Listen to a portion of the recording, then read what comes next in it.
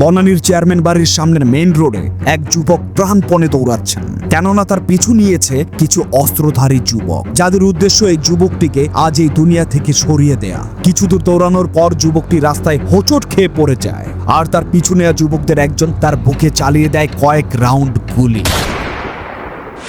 আজ যে যুবকটি খুন হলো সে আর কেউ নয়, সে হচ্ছে এক সময়ের দুর্ধর্ষ সন্ত্রাসী গলা কাটা Shamim.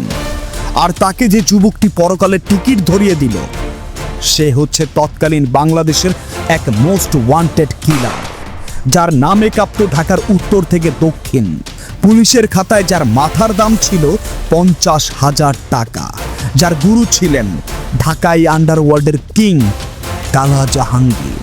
Deer ladies and gentleman, আজ আমাদের জার্নি হতে চলেছে বাংলাদেশের most wanted gangster killer Abbas রহস্যের মধ্য দিয়ে। কিভাবে তিনি আব্বাস আলী থেকে হয়ে উঠেছিলেন কিলার আব্বাস, আর কিভাবে জেলে থাকাকালীন তিনি হয়েছিলেন এক সন্তানের বাবা। আজ জানবো সব। তাহলে চলুন ব্রেনের প্রতিটি সেলকে চাঙ্গা করে আসি। চ্যাপ্টার 1, আব্বাস আলী। কিলার আব্বাস দেখতে মাঝারি ধরনের। তার জন্মস্থান বা বেড়ে ওঠার মূল কেন্দ্র ছিল ঢাকা মহানগরীর মিরপুর ও কাফরুল এলাকা। তার আসল নাম আব্বাস আলী এবং পিতার নাম শাহাবুদ্দিন ওরফে তমিজউদ্দিন। আব্বাসের পরিবার মূলত ঢাকা উত্তর সিটি কর্পোরেশনের কাফরুল থানাধীন উত্তর ইব্রাহিমপুর এলাকায় বসবাস করত। সাধারণ এক নিম্ন মধ্যবিত্ত পরিবার থেকে উঠে আসা আব্বাসের শৈশব ও কৈশোর কেটেছে মিরপুর কাফরুল এলাকার এক ঘন বসতিপূর্ণ গলিতে। 80-র দশক ও 90-এর দশকের শুরুতে এই এলাকাগুলো ছিল রাজনৈতিক পেশিশক্তি এবং স্থানীয় মাস্তানদের অভয়ারণ্য।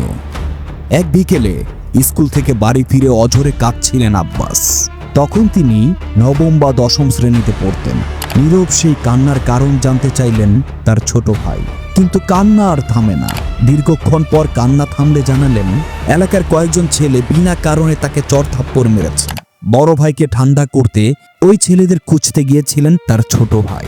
এমনই এক সহজ সরল ছেলে ছিলেন আব্বাস আলী। কিন্তু কি এমন হয়েছিল যে এই সহজ সরল ছেলেটি এক সময় হয়ে উঠেছিল ঢাকাই আন্ডারওয়ার্ল্ডের বেতাজ বাদশাহ।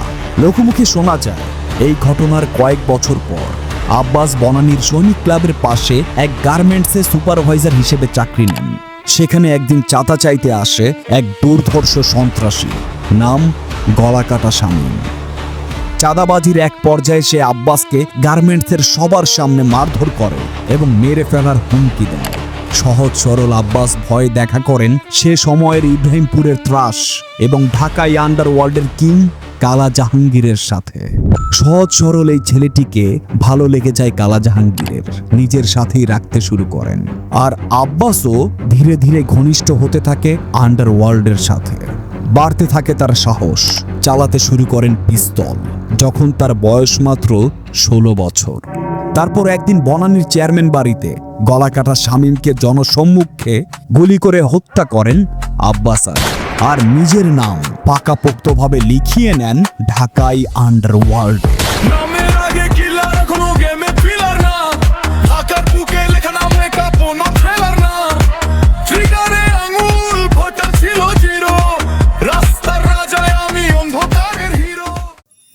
চ্যাপ্টার 2, কিলার আব্বাস।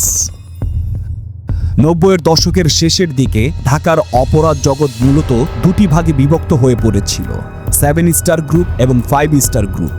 কিন্তু গলাকাটা শামীমকে প্রকাশ্যে হত্যা করলেও তখনও তার নামের সাথে কিলার শব্দটি যুক্ত হয়নি। তারপর যখন সে 80-র দশকের শেষ ভাগ বা 90-এর দশকের শুরুতে 5 স্টার গ্রুপে যোগ দেয় এবং গ্যাং লিডারদের নির্দেশ অনুযায়ী একের পর এক টার্গেট করা ব্যক্তিকে নিখুঁতভাবে গুলি করে হত্যা করা শুরু করেন, তখনই তার নাম হয় কিলার আব্বাস। 1999 সালে ঢাকা জজ কোর্টের অন্নপূর্ণা হোটেলের সামনে প্রকাশ্যে কিলার আব্বাস কালা জাহাঙ্গীর ও গিয়াসউদ্দিন গুলি করে হত্যা করে আতাউর রহমান আজাদ নামে এক চাল ব্যবসায়ীকে। আসলে প্রতিটি গ্যাংস্টারেরই একটি স্পেশালিটি থাকে।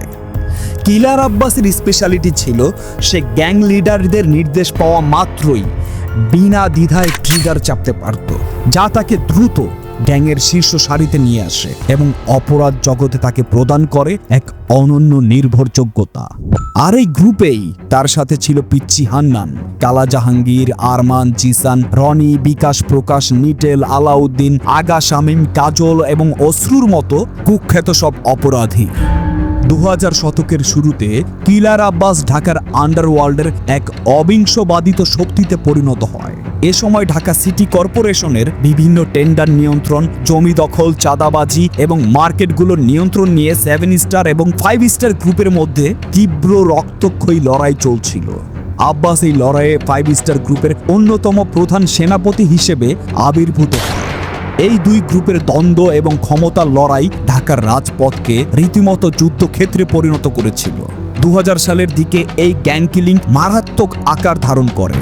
উদাহরণস্বরূপ 2000 সালের 18 মে পুরান ঢাকার জজ কোর্ট এলাকায় 7 স্টার গ্রুপের অন্যতম শীর্ষ সন্ত্রাসী হুমায়ুন কবির মিলন ওরফে মুরগি মিলনকে ফিল্মি কায়দায় হত্যা করা হয়, যেখানে 5 স্টার গ্রুপের কালা জাহাঙ্গীর ও পিচ্চি হান্নান সরাসরি অংশ নেয়। এই ধরনের হাই প্রোফাইল কিলিংগুলোর মধ্য দিয়ে 5 স্টার গ্রুপ ঢাকার আন্ডারওয়ার্ল্ডে নিজেদের আধিপত্য প্রতিষ্ঠা করতে থাকে এবং এই পুরো প্রক্রিয়ায় কিলার আব্বাস ছিল গ্যাংয়ের অন্যতম প্রধান কার্যকরী অস্ত্র।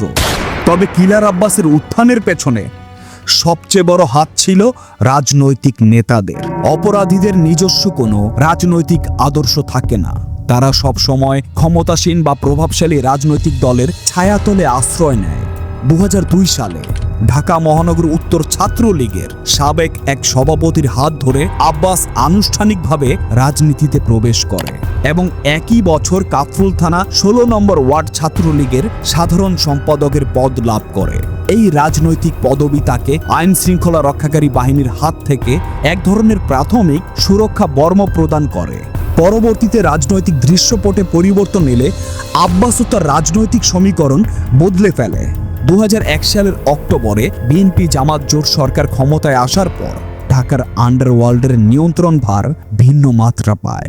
তখন কিছু প্রভাবশালী রাজনৈতিক নেতাদের ছত্রছায়ায় কালা জাহাঙ্গীর এবং কিলার আব্বাসের গ্যাং পুরো মিরপুর, কাফরুল, বনানী এবং ঢাকা জজকোর্ট এলাকায় একচ্ছত্র আধিপত্য বিস্তার করে। কাফরুল ও কচুক্ষেত এলাকার ব্যবসায়ীরা তাকে নিয়মিত মোটা অঙ্কের চাঁদা দিতে বাধ্য হতো। চাঁদা দিতে অস্বীকৃতি জানালে প্রকাশ্য দিবালোকে গুলি করে হত্যা করা ছিল তার গ্যাংয়ের সাধারণ রীতি। আর রাজনীতি এবং অপরাধের এই মারাত্মক মিথস্ক্রিয়া আব্বাসকে পরিণত করে এক অজেয় শক্তিতে।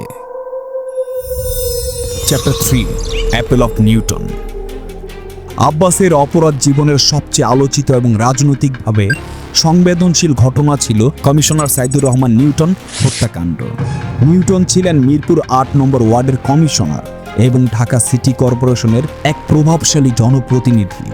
একসময় নিউটন 5 স্টার গ্রুপের অন্যতম সদস্য কালা জাহাঙ্গীরের সাথে মিলে মিরপুর এলাকার চাঁদাবাজি ও দখলবাজি নিয়ন্ত্রণ করতেন। কিন্তু 2002 সালের শুরুর দিকে নিউটন কালা জাহাঙ্গীরের সঙ্গ ত্যাগ করেন এবং আসন্ন সিটি কর্পোরেশন নির্বাচনে অংশ নেওয়ার সিদ্ধান্ত নেন। নিউটন নিজের একটি আলাদা গ্যাং তৈরি করেন এবং জাহাঙ্গীরের স্ত্রীকে পুলিশ দিয়ে গ্রেফতার করান। এছাড়া তিনি মিরপুরের জুট ব্যবসার একক নিয়ন্ত্রণও নিয়ে নেন, যা পূর্বে অন্য গ্যাংয়ের নিয়ন্ত্রণে ছিল। এই বিশ্বাসঘাতকতা, রাজনৈতিক উচ্চাভিলাষ এবং ব্যবসায়িক দ্বন্দ্বের প্রতিশোধ নিতে কালা জাহাঙ্গীর নিউটনকে হত্যার পরিকল্পনা করে এবং এই কিলিং মিশনের মূল দায়িত্ব দেওয়া হয় কিলার আব্বাসকে। গোয়েন্দা সূত্র মতে এই হত্যাকাণ্ডের জন্য কলকাতা থেকে পেশাদার খুনিদেরও ভাড়ায় আনা হয়েছিল। 2002 সালের 10 মে ধানমন্ডির রাফা প্লাজার কাছে একটি সেলুন থেকে চুল কাটিয়ে বের হয়ে নিজের গাড়িতে ওঠার ঠিক আগ মুহূর্তে প্রকাশ্যে নিউটনকে ব্রাশ ফায়ার করে হত্যা করা হয়। এই হত্যাকাণ্ড ঢাকার রাজনৈতিক ও অপরাধ জগতে তীব্র ভূকম্পন তৈরি করে, কারণ নিহত ব্যক্তি ছিলেন ক্ষমতাসীন দলের একজন প্রভাবশালী নেতা এবং স্বয়ং একজন শীর্ষ সন্ত্রাসীর সাবেক সহযোগী। এই চাঞ্চল্যকর মামলায় 2006 সালের 24 মে ঢাকার দ্রুত বিচার ট্রাইব্যুনাল 1 কিলার আব্বাস, কালা জাহাঙ্গীর, পিয়াল, খোরশেদ সহ 10 জনকে মৃত্যুদণ্ড প্রদান করেন। কিন্তু এই বিচারের রায় শেষ পর্যন্ত টেকেনি। পরবর্তীতে আপিলের পর 2011 সালের 26 জুলাই হাইকোর্ট বেঞ্চ থেকে কিলার আব্বাস সহ 3 ফাঁসির দণ্ডপ্রাপ্ত আসামি বেকসুর খালাস পেয়ে যায়। Chapter 4 Valentine. 2000 সালের পর থেকে ঢাকার পরিস্থিতি আইন শৃঙ্খলা রক্ষাকারী বাহিনীর সম্পূর্ণ নিয়ন্ত্রণের বাইরে চলে যেতে শুরু করে। প্রতিদিন রাজপথে গুলি, প্রকাশ্যে চাঁদাবাজি, লাশ পড়া এবং ব্যবসায়ীদের হাহাকার শহরের রুটিনে পরিণত হয়। অবস্থা বেগতিক দেখে 2001 সালের 26 ডিসেম্বর তৎকালীন বাংলাদেশ সরকার ঢাকার আন্ডারওয়ার্ল্ডের 23 জন শীর্ষ সন্ত্রাসীর একটি তালিকা প্রকাশ করে এবং তাদের ধরিয়ে দেওয়ার জন্য পুরস্কার ঘোষণা করে। এই তালিকায় প্রথম সারিতেই জ্বলজ্বল করছিল কিলার আব্বাসের নাম। তাকে ধরিয়ে দেওয়ার জন্য সরকার 50,000 টাকা পুরস্কার ঘোষণা করে। পুলিশের খাতায় মোস্ট ওয়ান্টেড এবং মাথার দাম 50,000 টাকা হওয়ার পরও আব্বাসের বেপরোয়া আচরণ থামেনি। তার চূড়ান্ত পতন শুরু হয় 2003 সালের শুরুর দিকে। 14 ফেব্রুয়ারি 2003 সাল বিশ্ব ভালোবাসা দিবসের দিনে পুরো ঢাকা শহর যখন উৎসব মুখর, তখন কিলার আব্বাস তার গ্যাং নিয়ে ঢাকা জেলা ও দায়রা জজ আদালত ভবনের সামনে ফিল্মি কায়দায় প্রকাশ্যে 2 ব্যবসায়ীকে গুলি করে। এই দুঃসাহসিক ঘটনার কয়েক ঘন্টা পর আইন শৃঙ্খলা রক্ষাকারী বাহিনী অত্যন্ত গোপনীয়তায় একটি অভিযান পরিচালনা করে। ওই দিনই রাজধানীর গুলশানের অভিজাত হেলভেশিয়া ফাস্টফুডের দোকানে বসে যখন আব্বাস বিশ্রাম নিচ্ছিল, তখন পুলিশ তাকে চারপাশ থেকে ঘিরে ফেলে এবং গ্রেফতার করতে সক্ষম হয়। কোর্ট প্রাঙ্গণে জোড়াখুন করে গুলশানের মতো এলাকায় ফাস্টফুড খাওয়ার এই ঔদ্ধত্য প্রমাণ করে যে আব্বাস নিজেকে আইনের ঊর্ধ্বে বলে মনে করত। আর এই গ্রেপ্তারের মধ্য দিয়ে ঢাকার রাজপথে কিলার আব্বাসের প্রায় 1 দশকের ত্রাসের রাজত্বের আনুষ্ঠানিক সমাপ্তি ঘটে। চ্যাপ্টার 5 বাপ অব আন্ডারওয়ার্ল্ড। 2003 সালে গ্রেফতারের পর দীর্ঘ 21 বছর 6 মাস কিলার আব্বাসকে কারাবন্দী থাকতে হয়। এই দীর্ঘ সময়ে ঢাকা কেন্দ্রীয় কারাগার, Kashimpur high security central jail, Narayanganj jail এবং যশোর জেলে তাকে স্থানান্তরিত করা হয়। কারাগারের ভেতরে আব্বাসের জীবন সাধারণ বন্দীদের মতো ছিল না। সে এবং অন্যান্য শীর্ষ সন্ত্রাসীরা জেলের ভেতর থেকেই মোবাইল ফোনের মাধ্যমে নিজেদের গ্যাং পরিচালনা করত, চাঁদাবাজি করত এবং টেন্ডার নিয়ন্ত্রণ করত।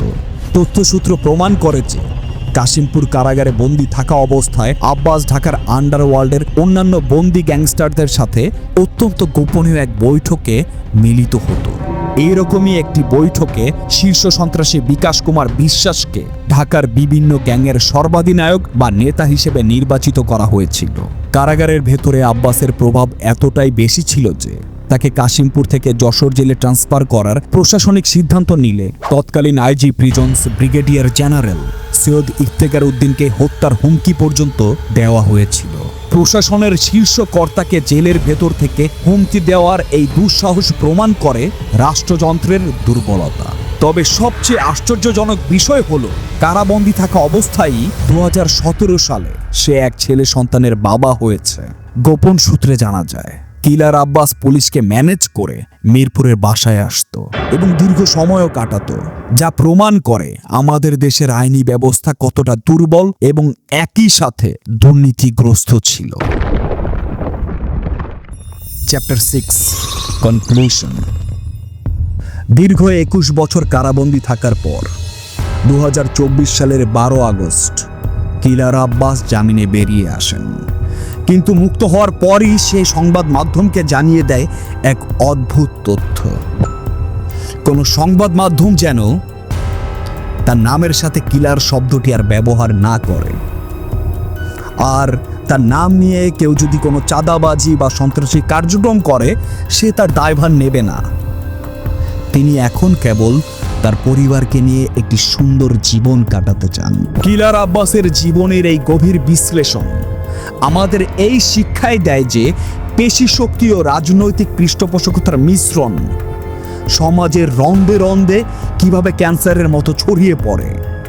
একজন কিশোর যখন অপরাধ জগতে প্রবেশ করে তখন তাকে থামাতে সমাজ বা রাষ্ট্র ব্যর্থ হলে পরবর্তীতে আবার সেই কিশোরই যখন গ্যাংস্টার বা শীর্ষ সন্ত্রাসী হয়ে ওঠে তখন সেই রাষ্ট্রকেই আবার নামতে হয় তার বিরুদ্ধে এক অসম যুদ্ধে।